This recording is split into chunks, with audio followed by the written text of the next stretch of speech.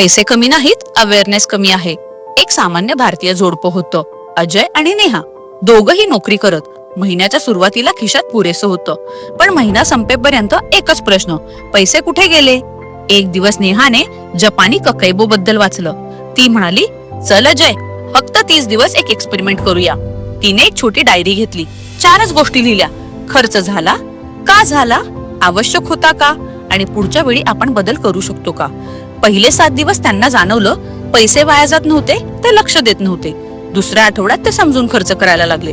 तिसऱ्या आठवड्यात त्यांना छोटी छोटी बचत दिसायला लागली.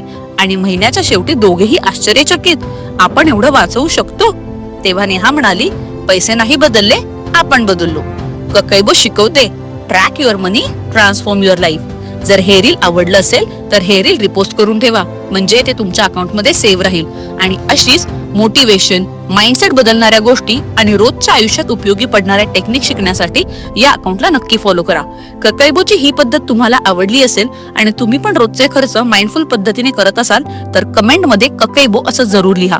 तुमचा एक छोटा कमेंट आणि शेअर तुमच्यासोबत इतरांचंही आयुष्य बदलू शकतो.